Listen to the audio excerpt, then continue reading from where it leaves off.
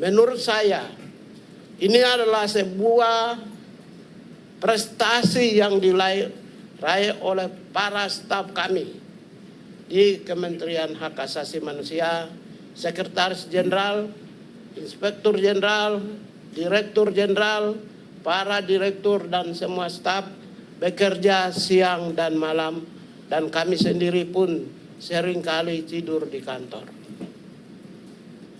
Hari ini saya tidak ingin membandingkan. Silakan bisa dilihat, kami adalah kementerian yang paling cepat menyelesaikan. Jadi Kementerian HAM adalah kementerian yang paling cepat menyelesaikan SOTK. Menurut Menpan RB.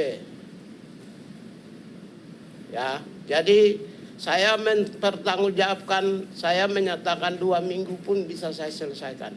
Dan saya memang sudah selesaikan.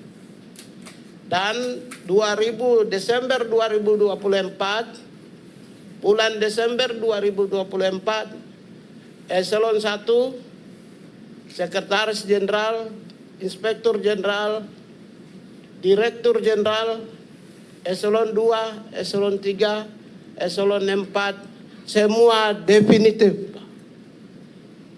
Jadi nggak ada lagi PLT, semua definitif. Artinya apa?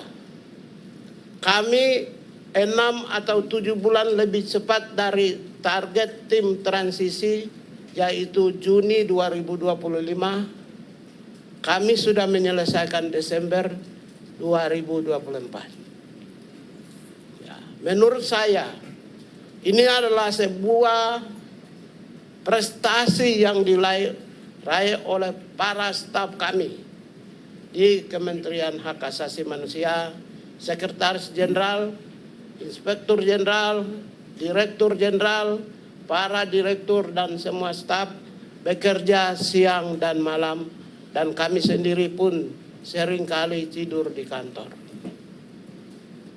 Hari ini saya tidak ingin membandingkan.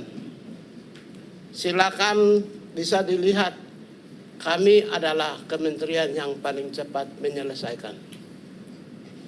Nah, itu salah satu menurut secara subjektif kami menilai itu sebagai sebuah kinerja yang baik, terutama dalam penguatan kapasitas kelembagaan Kementerian Hak Asasi Manusia. Kemudian yang kedua adalah soal program. Kami dari awal setelah selesai, pada saat yang sama kami juga menyusun program yang berorientasi pada pencapaian cita-cita, asta-cita Presiden Prabowo Subianto dan Wakil Presiden Gibran Rakabuming Raka. Jadi arah dan program kami adalah berorientasi akselerasi pencapaian visi Presiden. Jadi kami tidak melakukan program-program yang tidak mengarah pada pencapaian atau akselerasi program-program prioritas Presiden. Oleh karena itulah, adapun beberapa program prioritas Presiden yang kami lakukan untuk mencapai tersebut berbasis pada target-target yang ditetapkan oleh pemerintah. Dalam hal ini adalah Bappenas. Antara lain, kami harus menyusun kebijakan, peraturan perundang-undangan, dan yaitu salah satunya adalah kami telah menyampaikan kepada DPR yang terhormat, yaitu revisi Undang-Undang Hak Asasi Manusia yang selama ini belum pernah disampaikan secara serius. Yang kedua adalah revisi penyusunan undang-undang tentang KKR. Dan terima kasih kepada pimpinan Komisi 13 dan anggota Komisi 13 karena revisi Undang-Undang HAM adalah undang-undang induk yang memayungi semua instansi, semua masyarakat Indonesia. Yang sebenarnya sejak tahun 99 sampai dengan sekarang sudah berapa tahun ya?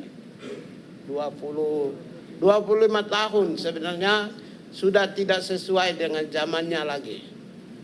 Oleh karena itu kebijakan ini penyampaian surat permintaan kami untuk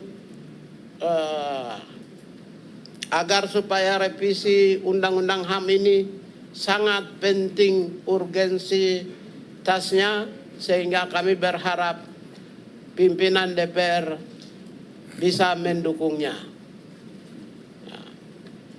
Adapun nanti revisi undang-undang ini kami telah menyiapkan segalanya yang dibutuhkan, di mana dapurnya adalah Kementerian Hak Asasi Manusia, tentu dengan arahan-arahan dari Menko, Hukum, HAM, dan IMPAS, sehingga kami sendiri bertindak sebagai pimpinan ya dari sisi pemerintah.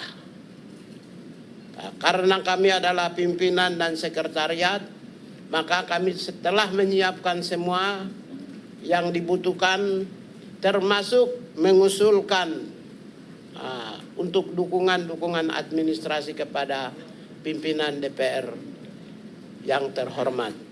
Kami mohon pimpinan DPR bisa memberi atensi tidak hanya dalam penyusunannya, tapi dukungan administrasinya untuk itu. Ya. Kemudian yang kedua terkait penguatan regulasi, kami juga sudah sedang menyiapkan, menghasilkan tidak kurang dari 8 peraturan menteri. Ada yang kita hasilkan baru. Yang kedua, kita mencabut Permen Hukum HAM, ya, Kementerian Hukum HAM, dan kita menghasilkan Permen Hak Asasi Manusia. Sifatnya adalah mencabut, dan kita menyusun yang baru, menerbitkan yang baru, serta kami juga menyusun peraturan menteri yang dianggap urgensi bagi bangsa dan negara. Lalu ada kurang lebih 2 peraturan presiden yang kemungkinan kita akan dorong paling minim. Yang pertama adalah Perpres tentang Stranas Bisnis dan HAM. Yang kedua adalah Perpres tentang penyelesaian yang bersifat rekonsiliasi dan perdamaian, restoratif justice, termasuk instruksi Presiden dan keputusan Presiden tentang tim nasional yang akan membantu menyelesaikan rekonsiliasi dan perdamaian. Ya. Dalam konteks ini penyusunan rekomendasi kebijakan yang terkait dengan peraturan perundang-undangan, kami mohon arahan dan nasihat serta dukungan dari pimpinan DPR.